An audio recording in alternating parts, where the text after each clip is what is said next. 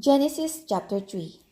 Now the serpent was more subtle than any beast of the field which the Lord God had made, and said unto the woman, Yea, hath God said, Ye shall not eat of every tree of the garden? And the woman said unto the serpent, We may eat of the fruit of the trees of the garden, but of the fruit of the tree which is in the midst of the garden God hath said, Ye shall not eat of it, neither ye shall touch it, lest ye die. And the serpent said unto the woman, Ye shall not surely die. For God doth know that in the day ye eat thereof, then your eyes shall be opened, and ye shall be as gods, knowing good and evil.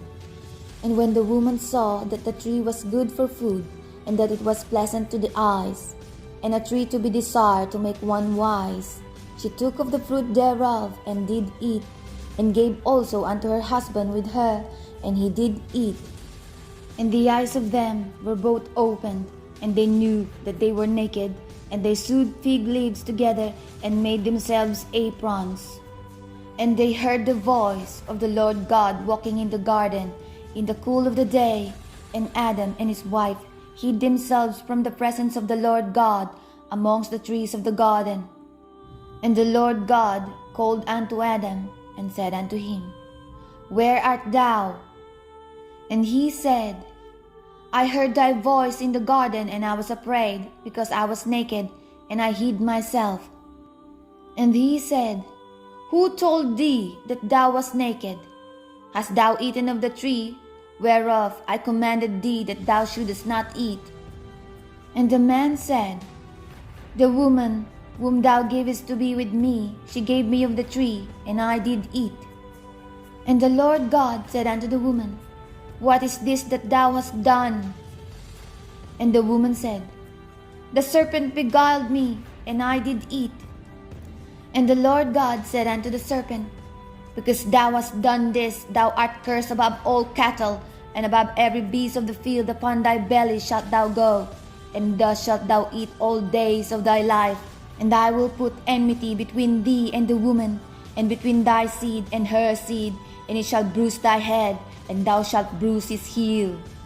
Unto the woman he said, I will greatly multiply thy sorrow and thy conception. In sorrow thou shalt bring forth children, and thy desire shall be to thy husband, and he shall rule over thee. And then to Adam he said, Because thou hast hearkened unto the voice of thy wife, and hast eaten of the tree of which I commanded thee, saying, Thou shalt not eat of it. Cursed is the ground for thy sake, in sorrow thou shalt eat of it all days of thy life.